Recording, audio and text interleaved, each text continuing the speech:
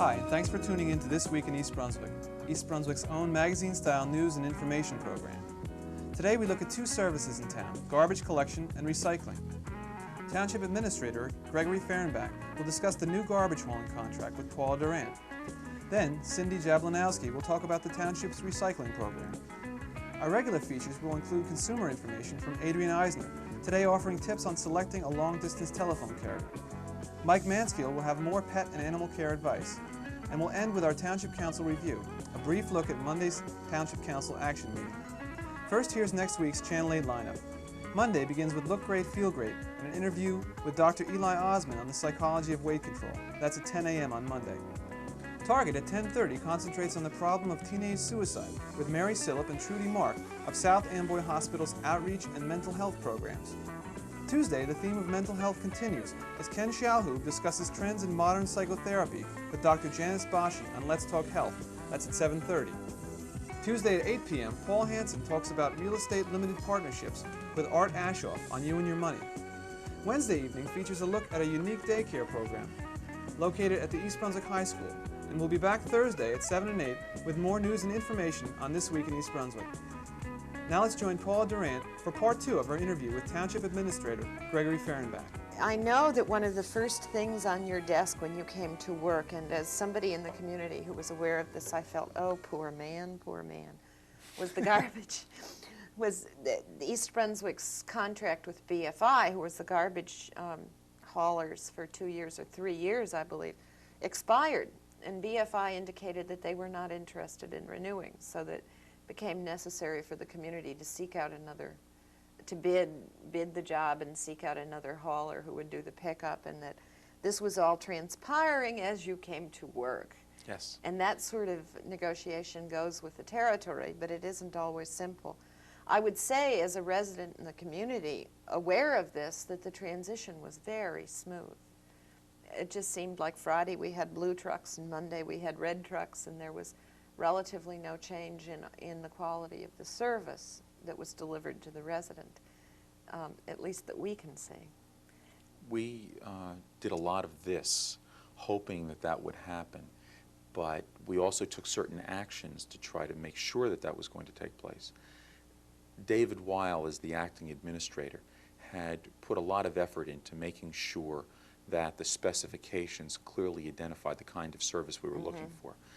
The township would have been, as I understand, I haven't had a lot of personal contact with them, but would have been very happy to keep BFI on as a provider of services to the town. The problem was that, as you indicated, they were unwilling to continue the contract under the terms of the extension that was provided in the specifications for the past contract. And secondly, there were two bidders that had lower prices than BFI had. And both of those bidders' prices were more in keeping with the budgetary allotment that was made at the beginning of the year for sanitation services. Because we're getting rich on garbage at this moment, but I'm not sure if it's rich. We are collecting some money in terms of, or in exchange for discomfort and inconveniences, and in some cases loss of money in other ways. There are businesses that are losing money because of all those problems at Edgeboro. Right. That was a parenthesis. The BFI was not providing very great services toward the end, and it's rather obvious. They are not trying to continue a relationship with the town. They can't. They lost on a low bid. The award that was finally made was made after a number of investigations were made into the present company, the kinds of services they were providing to Princeton Township and Princeton Borough, and about 7 other municipalities. We talked to some people, including the administrators and the staff people that were responsible for contract administration in those communities. We also were able to speak with a couple of individuals who received services from the company we ended up choosing in the end, which was the low bidder, National Waste Disposal. After we went through all of that and tried to say that they had the capability of providing decent services to the township, the next step we did was verify their ordering of vehicles, their ordering of bodies, and analyzing factually, were they going to be able to produce it? Yes, we have all of this hearsay information, but from what we can establish by fact, are they going to be able to do it? And through the Department of Parks and Recreation, specifically Tom Schuster and Ed Jablanowski, they spent a lot of time analyzing this, and Michael Opaleski from the Public Works Department spent some time also. Toward the end, it became clear that there was a need for some particular party to be responsible for contract administration in this case. And Tom Schuster, the Director of Recreation and Parks, was chosen to be the contract administrator, and he was chosen for a number of reasons. One is that he seems to have the appropriate skills for doing this, and that recycling was located within his office, that had the best sense of routing. Part of what motivated that action, and it's been said by a number of mayors in a number of situations, and that is that people in a community are generally going to be happy if you pick up their garbage on time, you plow the streets properly, and you provide adequate police protection. And it tends to be one of the three major services that the community provides, and it's important that it be managed correctly. And we have gone through a number of internal actions to try to assure that it's going to be done right. Well, I think it was done beautifully. As I look from my household, it seemed the transition was so smooth that one hardly noticed that there was a change. I'm happy that we were that lucky. Watch for Target in September to see this interview in its entirety. Next up, we'll have information on East Brunswick's recycling program. Stay tuned. Hi, I'm Dolly Vaster for This Week in East Brunswick, and I just wanted to remind all of you out there about this Sunday night, July 28th, 7 o'clock p.m., right here at the gazebo on the municipal grounds. The Jumbo String Band, straight from New York City, in concert. You'll love them. 7 pieces. They have 2 guest artists, all strings, banjos, mandolin, fiddles, real foot stomping music. So why not gather up the children, some friends, blankets, a lawn chair, maybe even a snack or two, and come on over. It's free admission, and in case of rain, we'll just move right over to the East Brunswick Library. So listen, I'll see you Sunday night, 7 o'clock p.m. here at the gazebo on the municipal grounds. In the meantime, take care. Oh, and by the way, it's free. So long. Recycling, which is the reuse of materials such as newspaper, glass, and aluminum cans, is an ancient idea, but has only become an important issue in the past 10 years. In East Brunswick, the Environmental Commission built the first recycling center at the community beach back in 1970. Residents may bring their newspapers, glass, or aluminum cans to the center 24 hours a day. On the other side of town, there is the Leo DeRozier Center, which is at the Route 18 Market parking lot. In the 1980s, curbside collection systems became very popular because of their convenience and regular collection schedules. East Brunswick started its first curbside newspaper collection program back in July 1984. Bundled and bagged newspapers were collected once a month by BFI. Participation skyrocketed, and our residents now recycle over 250,000 pounds of newspaper each month. However, most people wanted more frequent collection. So on July 1st, 1985, East Brunswick implemented twice-per-month pickup of used newspapers, using municipal vehicles and a newly hired collection crew. New collection calendars were mailed to every household in June, and the township took out a half-page ad in the Sentinel to inform everyone of their new recycling days. If you still need a map, please call our office at 390-6984. The collection crew is made up of 3 recent graduates of East Brunswick High School. Their names are Jeff Daniels, Jason Gordon, and Wayne Muller. They are doing a fantastic job, and they take a lot of pride in their work.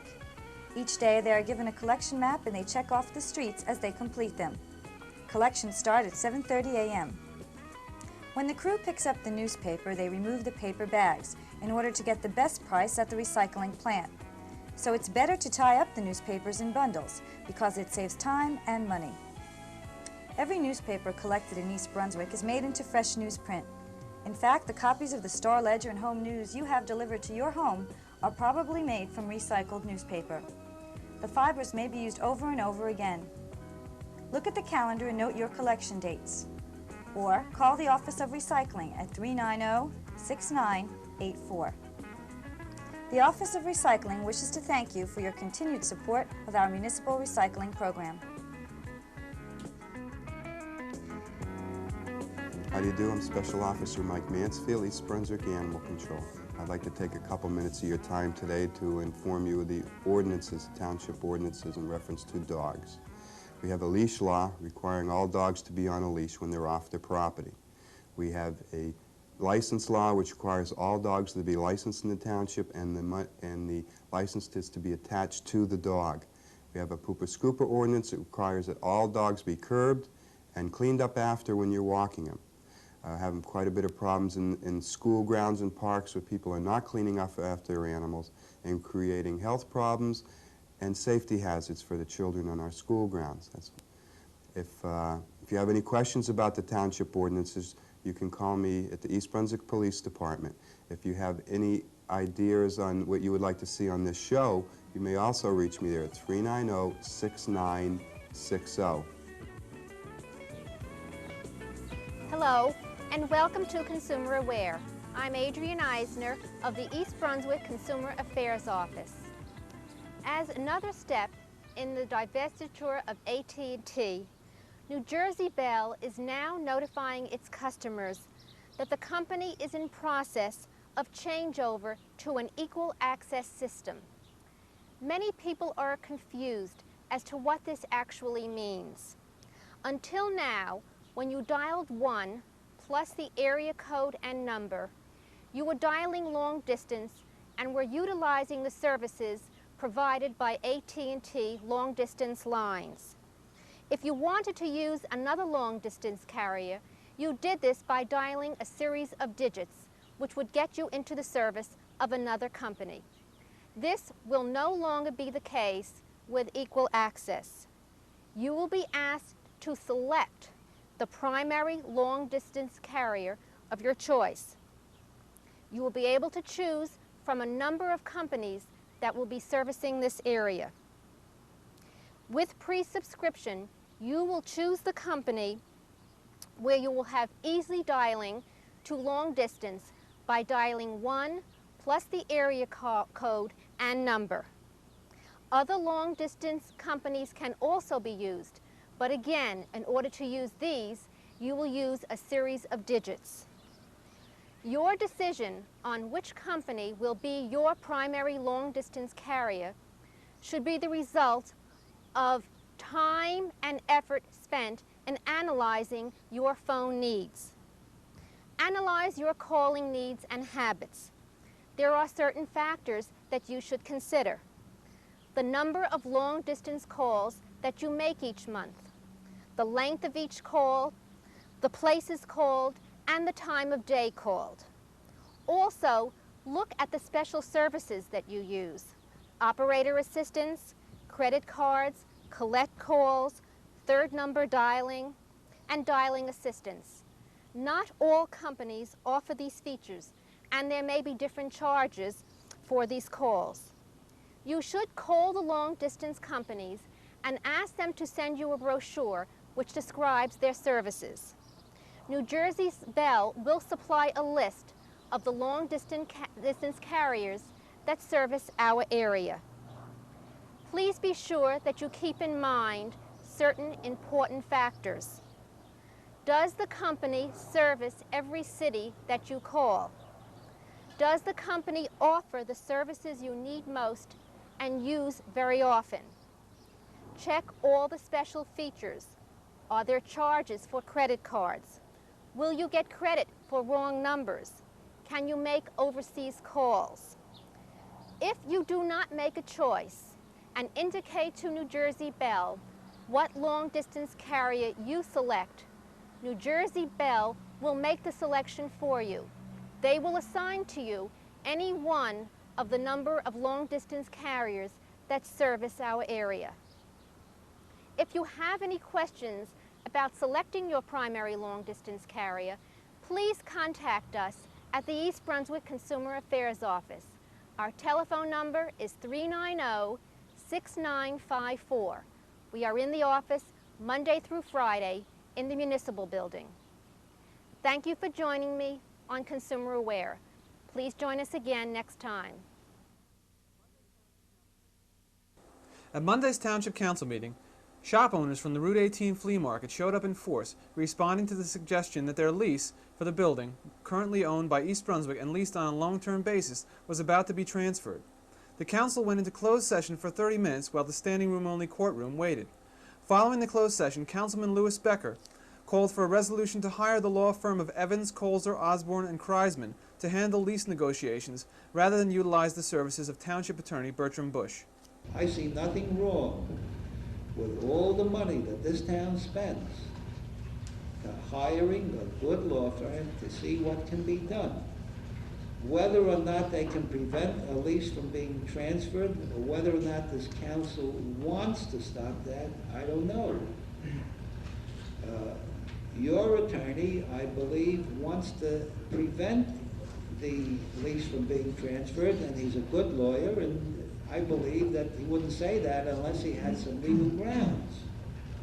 I also believe that legally, your attorney, Alan Karcher, and the firm of Evans, Colzer, Osborne, and Kreisman have had legal relationships, so it would be a good fit. And they both have very high reputations, your lawyer and the lawyer that I'm suggesting. So that's all that I want. I want a lawyer retained to represent this town, to come to this council, either publicly or if necessarily in closed session. But give a legal opinion to say whether anything can be accomplished, to say whether they have any suggestions. I will go on record that you people, and all I was talking about originally was the 30 families that live in East Brunswick. But maybe legally I should be talking about all of you, but my original promise was to the 30 because your lawyer seems to feel that there is a legal basis. Now, if $4.5 million is being given for a transfer of a lease, and since we are getting nothing now, if between your lawyer and a lawyer that we retain, Evans, Colzer, Osborne, and Kreisman, between the two of them to have enough legal and political muscle to come up with some sort of settlement, or to let you people stay there, because there are plans to redevelop the entire area, plans that you people don't know about. Maybe you people, I don't know if you're kidding, maybe you people really want to buy the building. Who knows what you want to do? But let these lawyers work together and see if they can come up with a solution. And if the two of them working together, then it seems fair to me that if the two law firms together recover something, then let them decide how to equitably divide it between the township and you people. As mentioned, Assembly Speaker Alan Karcher, a Middlesex County Democrat, was hired by the shop owners to try to prevent any transfer of lease. Karcher outlined his client's position on the flea market. And I've only been involved, and I've had a real education in the last 24 hours, 30 hours. I only got involved in this at 4 o'clock yesterday afternoon. But what I do know is that I can use a calculator pretty well. And from talking to the people that I've spoken to so far and adding up what's being paid there, is what's happening is that these people in the aggregate are paying to their landlord, with Mr. Posner, I don't want to really, I use that term landlord advisor, millions of dollars per year. Millions of dollars. They'd much rather pay it to you. They would much rather have East Brunswick have that money than to have Mr. Posner have that money. And what we're suggesting, and really what we're doing is making an appeal, is that we think that together everybody's interest can be served if these people's interest in East Brunswick coincide. I think they do. I think that it's just good business sense. And I know this township has a reputation far and wide, has a reputation throughout the state of acting in a very business-like fashion, very professional fashion. And in concert and keeping with that reputation, what should be done is that there should be the fullest possible exploration of the bona fides of that lease, to explore every possible alternative and any potential there is for a renegotiation or even an abnegation or an abrogation of that lease. Before closing the public portion of the meeting and going on to other business, Council President Jerome O'Connor summed up his feelings on the issue. I'm sure that every single member of this council is not ready to give away the farm that you're tending. I mean, there is an obligation by every council member to protect the people that work there, whether they be from East Brunswick or from the surrounding area. There's an obligation on the part of the township to protect what is good for the township. If it turns out that the township council feels that the Route 18 market is the best thing that's good for the township, and we can find out that we have legal ground to refuse the transfer of that lease, then I'm sure that the township council would vote to do that. But right now, as Mayor Fox indicated, there isn't anything before us. All we've heard are rumors. In fact, I'm not even sure, as I said before, why this meeting is taking place tonight, other than the fact that perhaps you folks thought that we were going to do something and ask Mr. Karcher to come here this evening. I don't know. I do know that at the redevelopment agency meeting, which was last Tuesday, the question was asked of me and recommended by Mr. Bush, incidentally, that a priority discussion take place on August 12th regarding this subject. And I said, absolutely, that's what we have to do. So my suggestion is that obviously we're going to move on and take this thing in logical steps. Again, the Council will meet in agenda session on August 12th and will discuss the Route 18 flea market lease at that time. A note to our viewers, Channel 8's President Studio in the library will be closed for renovations in August. Our staff can be contacted in August through the library's administration offices. We will continue to cablecast, but from another location. Then in September, we'll be back with some real surprises, so stay tuned. And thanks for watching This Week in East Brunswick.